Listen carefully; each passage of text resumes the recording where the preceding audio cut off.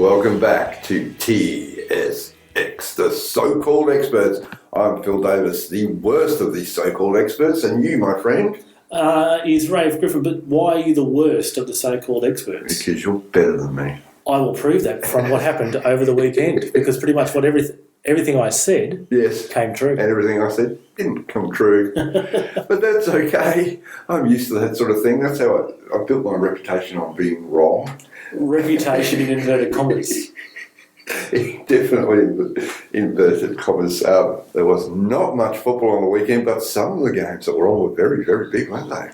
It was more about quality rather than quantity over the weekend, wasn't it? It was. Well, let's just get it underway with the lower grades. We'll just mention all the games that were played. Pretty much everything across the board was gone. Yes. There was one game that survived on Sunday night in Capital One. Yep. Grange with a very important visit out to Moggle. Uh-huh. And they were going, 2-0 ahead. Yeah. After about 75 minutes, then Moggle pulled one back. Yes, they did. Pulled another back in injury time 2-2. Moggle thinking, hello, we'll get a point out of this. Yeah. No. Grange Thistle score 3-2. They moved to fourth on the ladder in Capital One. A very important result for Grange Thistle. And it was kind of important for Moggle as well, but you'd sort of think their aspirations for the top four will be over. I would imagine so. Yeah, they're 6 points off Grange now, who are in fourth position. Yeah, I think they'd probably be looking at the other end, to be honest, worrying about the people below them at some point. But then again, they only need another win or two, and they won't have to worry about that. Another game that happened was last night. It was the night before. Tuesday night, Capital 4. What day is it? Today, in podcast land, every day is a day. There are no days. There are no days, yes. It's Friday. St George Willawong managed to sneak home 11-0 for Greenbank. Mario Perkic with 5 goals, and someone else got 3, and I think Kakayu's got a couple. But look, the surprise for me was that they didn't score more. But no, that restores St George Willawong's advantage out to 2 points over Caboolture at the top of the league. Yep. So and they're playing this weekend. They are. They're playing this weekend against Caboolture at Caboolture Grant Road Sports Ground. Well, look, whoever wins is going to get promoted, I would imagine. Yeah, massive top of the table clash. Certainly St George win. Yeah. That'll put them, clearly out in front of Caboolture. Yeah. And if Caboolture wins, St George Willawong probably not out of it at the moment, but they certainly have the advantage going into when they'll meet in that catch-up match later in the season. Yes, and of course, Caboolture already drew with Sanford Rangers. So St George Willawong beat Sanford Rangers. If Sanford Rangers can beat Caboolture, then it could be. My prediction comes true. Is this more talk than we've ever done about Capital 4 this year than in any other year? Well, probably on the podcast. Considering we haven't done a podcast, but I don't think, in general, I don't think there's been as much talk about Capital 4. Well, look, it's an interesting league. It's probably, Capital League One's probably more interesting at the top because you've got about 4 or 5 teams that can win it. But yeah, St George Willawong, 11-0 wins over Greenbank. Everybody saw that coming. What else did we do on the weekend? I went to a couple of Westfield FFA Cup games. And I went to one as a fan and one as a media semi-professional. Semi-professional. Will you talk through the Friday night game between Redlands and Rochedale Rovers, because it was a case of commentator down on Friday night? Indeed. You had the old lurgy, didn't you? Oh, it's terrible. I'll tell you, well, it was raining. And it rained quite a bit. For a while there, I literally was up to my shins in water. Then we moved to goal. But as far as the football goes, Rochedale had a really good first half. They played well. They connected well. Mooney was good. They deserved their 1-0 half-time lead. Sprung a major shock announcing John Carlos Solzano as a signing. Still was a hell of a shock, wasn't it? I bet you the Redlands players would have been going, they would have been shocked. What's going on here? And Greg Cheshire scored for Rochedale. No, he didn't. No, he didn't. Scott Sargent scored for Rochedale. With the assist from Solzano. The assist from Solzano. And, look, it was all looking bright and shiny and all spanky, and it just didn't turn out that way because the second half, once they brought on Graham Fife and Eagle Sayers, that was it. It was all Redlands.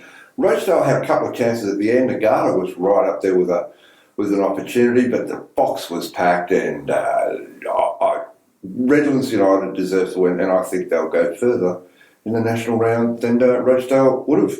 I'd hate to say I was right, but I was right. I said it with the game changes for Redlands, didn't I? Yes, yes. Beshow had 2 assists for Graham Fife, and Rochdale, from what I saw, I didn't get to see the game live, unfortunately, but in the highlights, took it all the way. Yeah. Even to the last minutes of stoppage time where Greg Tishier was just wide at the end there, trying to force it to extra time. But look, first of all, credit to all the fans that got out there. Cleveland Showgrounds is not the most user-friendly venue in the wet, but it looked like there was a good crowd out there, and fantastic atmosphere for the round 7 match. Yeah, it was good. I hung out with the Rochdale mob. I said I was neutral, and I went and I just experienced that, and I told him Nico Beshow was their best player, so we tried our best to put him off every time he came near the 10. It was a great atmosphere, and you could see Scotty Mack was devastated in the interview after the game, because I think he thought that they could go through. And it could have happened. Regardless if the Redlands actually edged them, it's all about taking your chances, and they had their chances, they just couldn't take them. So congratulations to Redlands. First time into the national round of 32. Matt Chandler said in the interview that he would like to see them get a road trip, all expenses paid from the FFA, and I hope that's what they get. And I hope they get a really good side, and it's a big game, and it ends up on Fox Sports. Let's hope they get. Who are they going to get? South Melbourne at Bob James Stadium. I tell you what, there's a game next. I'm going off a tangent here. Yes. South Melbourne versus Bentley Greens next Tuesday night. Is it a cup game? It's a cup game. It's for one of their spots in Victoria. It's going to be live streamed. I'm going to be watching that one. Okay. Did Kingston City get through there?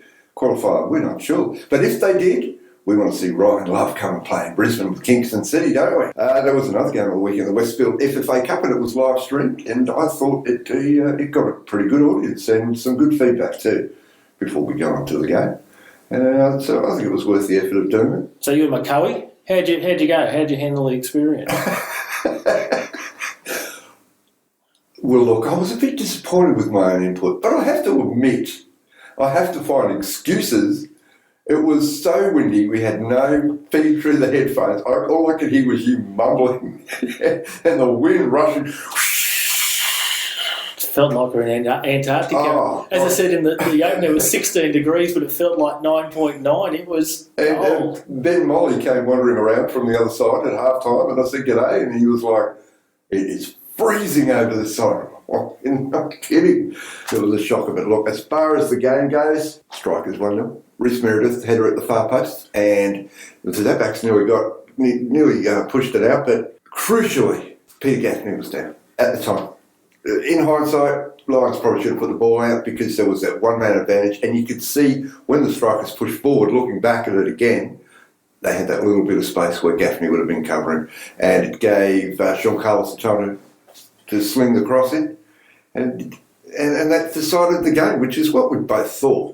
As I said, it would come down to an error, or it was going to be that 1%er. Yep, and it was. It was almost inevitable. We were there commenting on Gaff being down in the background, and you could almost see it actually. As soon as Striker sort of got possession back, But as far as Lions go, they played well in the first half. They didn't really create any genuine opportunities. They had a few half opportunities. The best opportunity, of course, was Brady Kenyon at the far post with a header. But I think the wind got to him because it was just swirling around, particularly because of the big grandstand on one side. It was kind of just half the field the ball was swirling around. I think if it hadn't have been windy, it would have come a lot harder and, it would have been a better opportunity. They played well. Their passing game was good. I thought Feta Hagic and Jankovic were really good. They were their best players. But it was the centre-backs that really dominated the game. Jake Marshall was the best for me, for the Strikers, and of course, someone else alongside him. Greg Hensley, fantastic as well. The Lions struggled to create meaningful chances, and that ultimately that is what they will back on, I think, as what cost them another run. But seriously, 6 players out from the last time they met. Peter Gaffney injured, he's off. Tyron Diaz shouldn't have been playing, he was injured. With the greatest of respect to Warren Moon, he really shouldn't be playing. With the depth that they had, he wasn't even on the bench. congratulations to the Strikers, I think, on this season and the way they played in that game and the way I've seen them play. I think they deserve to go through as well. So we have two really good representatives in the competition, and I'm not really sure for that either. All Brisbane. All Brisbane. Redlands and Brisbane Strikers through the Westfield FFA Cup Trent Clue. round of 32. We love Trent Clue. I noticed you gave him a shout out. Hey, Trenty! He's a legend. He was great, wasn't he? He's always great. But when he hit the post, you wouldn't have thought that, would you? Well, there were two that he sent wide, and then, the one that hit the post, he had that opportunity to just put away that killer blow, but just wasn't able to do so at the end, but the Strikers prevailed anyway. Yeah, well, congratulations to Brisbane Strikers and Kevin Ahern-Evans. Well done, and we hope you get a good draw, and they probably want a home draw. They definitely want a home tie. 3 games in the final stages, all 3 have been away so far. Yeah, of course, the first one was down in Newcastle, and it was broadcast live. Yes, it was. I wouldn't have picked. It was Edgeworth, wasn't it? No, Broadmeadow Magic. Broadmeadow Magic, that's who it was. I wouldn't have picked that one to the game of the round, but that was good. We'd like to see them live on the TV. What are the lights at Redlands like?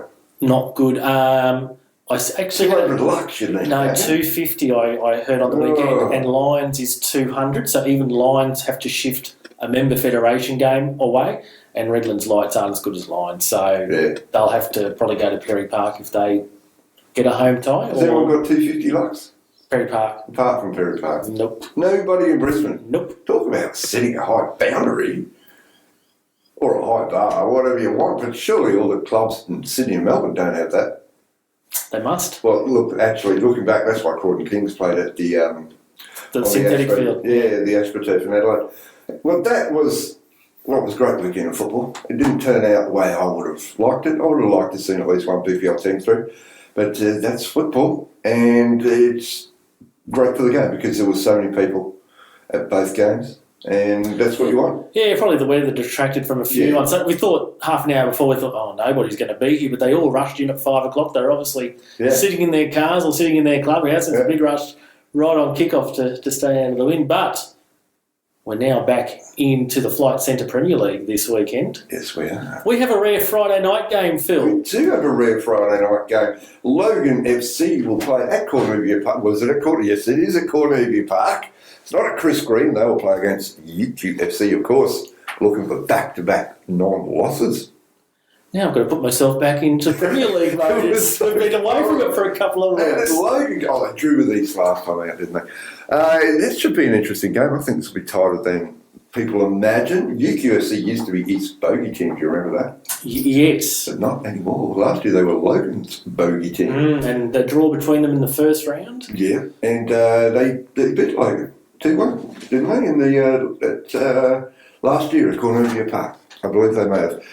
We can look that up, but I'm pretty sure they did. And that might have been on a Friday night as well. But for me, closer than you would think. Everyone's going to tip Logan to win it, but this is my upset of the week. I'm going to tip UQSC to get home over Logan Lightning. I think that little bit of form last week might just give them a bit of impetus to score a couple of goals. They like scoring down there. The interesting thing I thought of was that they both wear the same coloured strips and away strips. Yeah, that'd be right. That's a bit interesting, isn't it? So there'll be maroon and white against white and maroon regardless. Something like that, yeah. Mm-hmm. Although Logan wore the fluorescent yellow strip the first time round. They did, yes. It really stood out. I see a draw in this one. Hey, you weren't thinking I was going to pick the win for UQ there. No, I wasn't. No. Although I can see why. You or something. I can see why you would have done that, because maybe the week off might have done them a bit of good, actually. I hope it did do them a bit of good. And the Friday game had a little bit of a change of, you can't. Fridays are a strange thing because a lot of it comes down to how many players have got really physical jobs and that kind of thing, You would imagine that there wouldn't be too many people at UQFC that are out there stacking pallets, would you? But so it's one of those rare occasions, even rarer, that we've got a Friday night game. Yeah. Both these fixtures will have been played on a Friday night. Yes. So you're tipping the draw? Yes. All right, well, the next game of the round is off at AJ Kelly. Jock Kelly Field. Peninsula Power versus Rochedale Rovers. I'll be at that one. Really looking forward to it, actually. We've got to try and figure out what's going on Peninsula Power. It's just, they're impossible to tip for or against. And Rochedale Rovers, of course, well, they're in real good form at the moment. I suspect they might have a bit of a emotional backlash. I was going to say, how do they bounce back from that disappointment, I guess, last weekend. Look, I guess if you're professional enough, a game's a game. You play what's in front of you. But, they've been on such a high, they've been playing so well, and this is always a tough trip. I don't think Rosedale have won Peninsula for a couple of years at least. Remember 2 years ago they had that great game with what's the guy's name? It's called the Kraken goal. David somebody, who's American. Anyway. Oh, yes, I know who you're talking about. Yes. For me, Peninsula and Rosedale, Giancarlo Solorzano, I believe it is, will make his centre Premier League debut. Yeah, just the one difference. Yeah, well, just the one training session going into the match against Redlands. So now another week of training. I think we all said that his performance was pretty good. Yeah. It was just probably gelling with other team members and not having those combinations yet. So with another week under his belt, I'm sure that will have been a focus at Rosedale training during the week. Yeah, he was isolated in the second half, even in the first half, but he was isolated against Redlands. And if that's how they're going to bring a number 9 into their lineup, it's not going to work. He can't be that as isolated as he was. And that's the kind of thing that can happen at Peninsula as well, because we know they're a quality side. So they don't want to be pinging long balls for John Carlos on 2 defenders, because it was obvious that's what was happening. Oh, God, I'm stalling now. What are you going to tip in this one? I'm going to go Rosedale. You're going to go Rosedale? Yeah. Look, I'm going to go Peninsula. I just think that let down from the cup. That is in the back of my mind as well. But it's going to be a really good game. Two well-matched teams. I mean, Peninsula just can lose to anybody at times, and they can beat anyone. So hopefully they're on form. The next game of the weekend is on Saturday, and it is John Fredericks Park at 6 o'clock. They usually play at 7, but at 6 o'clock. And it's Capalaba Bulldogs versus Holland Park Hawks. And this is a race for 4th. I believe Capalaba at 4th, and Holland Park might even be 6th now. 4th and 5th just on goal difference, based on 22 points. I think that Capalaba have a better goal difference than Holland Park. +9 and +6. Well, there you go. This is Capalabar's first time in round 14, mind you, that they will feature in the feature game this weekend. Yay! The secrets are out. We will finally get to see. Herf was pleased about that leading into the Moreton Bay FFA Cup game a few weeks ago. Wow, what a tantalising one this is. Capalabar disappointed after their 3-0 loss to Rosedale last time. And the way they played. From the people who were there said that Capalaba just didn't play. They just, I don't want to accuse them of not showing up, but it was just... But they didn't? Yeah, pretty much. You've got no choice? Yeah. And Holland Park Hawks, well, they can be a bit iffy at times, but they are a quality team, and they may have lost 2-1 to Lions, but that's no great shame. And I'm going to tip Holland Park to win this one. I think that they are a better... They've got better players.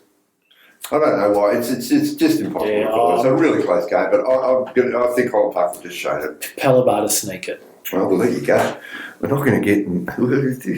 We've got any game so far that are the same. I think we might get the next one, perhaps. I don't know so much about that. Next one, 6 p.m. out at Sir Walter Park. Albany Creek versus North Pine Sports Club. North Pine, of course, came off a draw against... Peninsula. Albany Creek, of course, coming into this with a draw against UQ, which is not a real good sign unless UQ improves, but... Not only was it a draw against UQ, it was a late draw that Adam Pick equaliser in the 90 millionth minute or something or other. What's your opinion on this one, Rafe? Well, another sort of local derby here for North Pine, isn't it? They got themselves up for the last local derby. Yeah. Can they get themselves up for this one? They might also benefit from the week off after all the turmoil they've had. Might settle them a little bit, but oh wow. I'll go Albany Creek, but just no confidence whatsoever. A really good weekend. I'm actually going to go for the draw. I think if anyone wins it might be North Pine. But I'm going to go for the draw. I think Albany Creek are out of the race now. It's all over for them. They cannot make the top 4. Now, they will now, I've said that. they can't make the top 4. They're going to struggle for motivation. And I think that last week's performance by North Pine, they can carry that on. Because Darren told us they were better. If Darren says it must be all right. Must be. So we're not going the same on that one either. The next game is also on Saturday, 7 p.m, Heath Park Eastern Suburbs versus Ipswich Night. Surely if Eastern Suburbs lose this, they are out of contention. Ipswich are out of contention. This would be a reasonably close game, you would think. Closer than probably what we would have thought at the start of the season. Yeah. Must win for East. Yeah. Lose, and they're gone. Yeah. So we haven't heard if there's anyone replacing Carter Glockner. A player like Andy Coyne's going to have to step up. Of course, they've lost close end to Glockner now. Yeah, it's I mean, look, I'm not sure whether they want to replace players at this point. You know, I mean, they've got a couple of weeks until the window shuts. If they don't win the next 2 games, then there's not really any point recruiting now, is there? Because they won't make the top 4. They're just kind of wasting their time and effort. And, but yeah, look, I have to tip Ipswich. I'm going to tip Ipswich. Tip Ipswich? Yep. We're not really agreeing tonight. No, I'm going to tip Ipswich. Easts. Okay. I'll do that with absolutely no confidence, and I fully expect it's going to win, but I'm going to tip Ipswich anyway. Especially if Andy Butler gets near the goal. Hey. So that was the craziest tip so far. I'll probably change that before I write my previews. The next game is also an absolute belter at Lions Stadium at 4 o'clock on Sunday. Lions FC versus Mitchelton, 1 versus 2.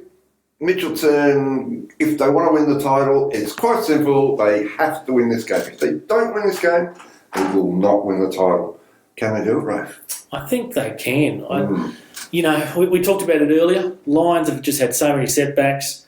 Similar, perhaps, situation to Rochdale in, you know, not making it to the final 32 last week. And I don't mean this is a bad thing towards Rochdale, but it probably would have meant more to Lions to get through the final 32, given they've been there before, given the club's history.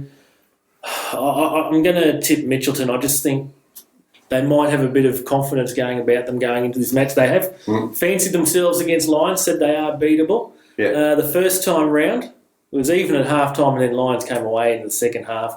I can't see a similar sort of thing happening at the moment, given the situation at Lions. And, you know, I assume Gaffney's going to be out, so there's another hole to fill. And I think Tyron Diaz will probably be out as well, which there's too many holes to fill for Lions for me, although I just think that the players that they still have are very good. Yeah, I know. You know, and defensively they're really good. That's kind of where their strength is at the moment. It's so hard to score against. I can see Mitchelton winning. I can see Mitchelton have the talent to win it, but I don't think they're going to. I'm going to go for a draw in this one as well. Yeah, I can go along with that as well, but I think the Lions will be happy with the draw. Yeah, absolutely. Look, but if Lions do come through and win this game, then they do deserve to win the premiership. If they can overcome these obstacles, then, you know. Well, they'll have to effectively lose 3 times. Yeah. Won't they? Because they've got the game in hand against UQ. Yeah.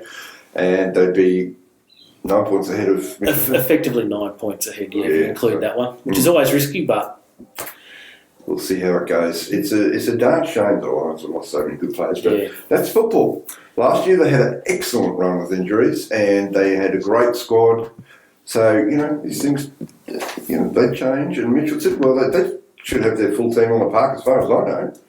There's nobody out, unless, you know, anything untoward's happened that we haven't picked up on.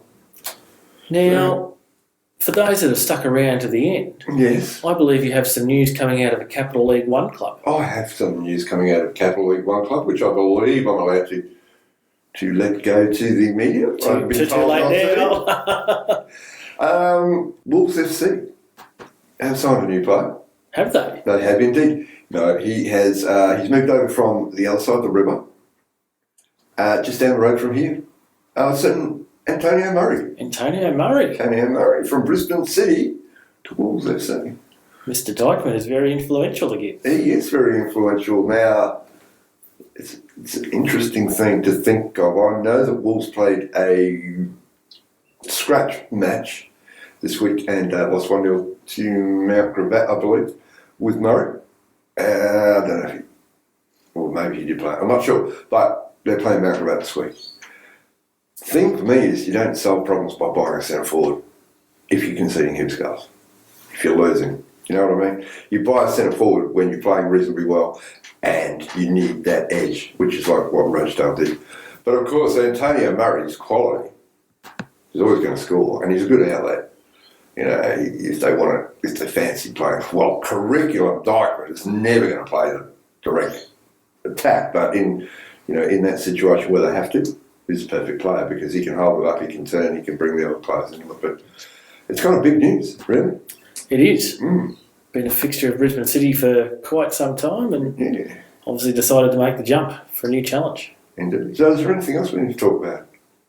I think so. Well, it must be something.